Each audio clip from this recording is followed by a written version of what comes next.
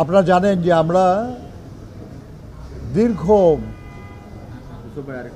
প্রায় 16 বছর ধরেই এই পতিত ফ্যাসিবাদী সরকারের বিরুদ্ধে অব্যাহতভাবে লড়াই চালিয়ে আসছি।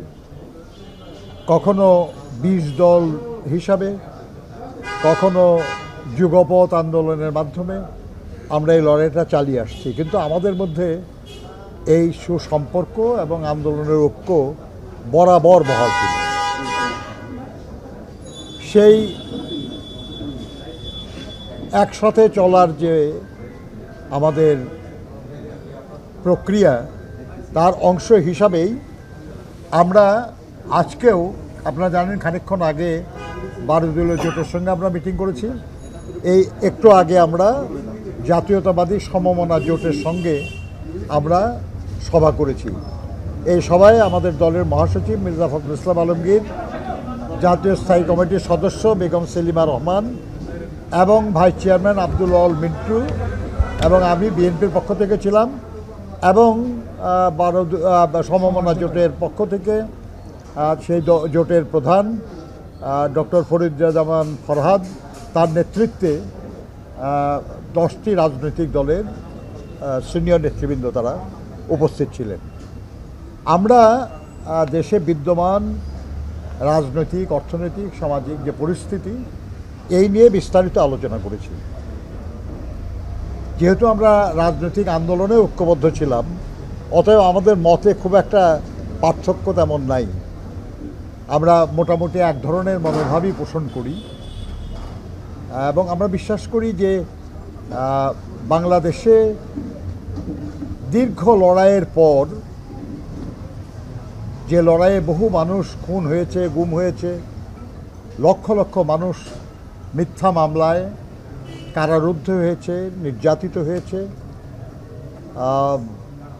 নানা জুলুমের শিকার হয়েছে, এই লড়াইয়ের একটা চূড়ান্ত পর্যায়ে গত জুলাই আগস্ট মাসে ছাত্র শ্রমিক জনতার যে অভ্যুত্থান, তার মধ্যে দিয়ে ফ্যাসিবাদের পতন হয়েছে।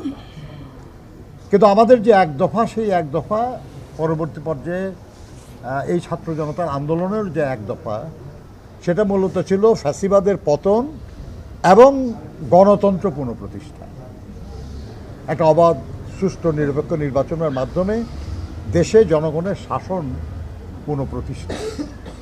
তো আমাদের দাবির একটা অংশ পূরণ হয়েছে, আর একটা অংশ যত দ্রুত পূরণ হয় সেই জন্যই কিন্তু আমরা সবাই কথা বলি, আলোচনা করি, সভা সমাবেশ করি এবং আলোচনা করি। সেটা কি নির্বাচন? অবশ্যই, কারণ ওটাই তো বাকি আছে। ফ্যাসিবাদের পতন হয়েছে, কিন্তু গণতন্ত্র পুনঃপ্রতিষ্ঠা হয় নাই। সেটা পুনঃপ্রতিষ্ঠা হবে যখন জনগণ অবাধে, নির্বিঘ্নে, শান্তিতে তার ভোটাধিকার প্রয়োগ করে এ রাষ্ট্র পরিচালনার দায়িত্ব তাদের নির্বাচিত প্রতিনিধিদের দিতে পারবেন। সেটা হলেই শুধু গণতন্ত্র পুনঃপ্রতিষ্ঠিত হবে। আমাকে শেষ করতে হয়েছে। আমরা ওই নিয়েও আলোচনা করেছি, কিন্তু কোনো সিদ্ধান্ত আমরা এভাবে করি নাই। আমরা মনে করি যে সমমনা জোট, তাদের নিজেদের মধ্যে আরও আলোচনা হওয়া দরকার, এবং আমরাও বিএনপিতেও আমরা আলোচনা করব। যেমন এখন আবার আর একটা দলের সঙ্গে আমরা বসবো, এরকম সবার সঙ্গে আলোচনা করে যা দাঁড়াবে, বিভিন্ন পরামর্শ, তার আলোকেই আমরা আলটিমেটলি সবাই মিলে সিদ্ধান্ত নেব।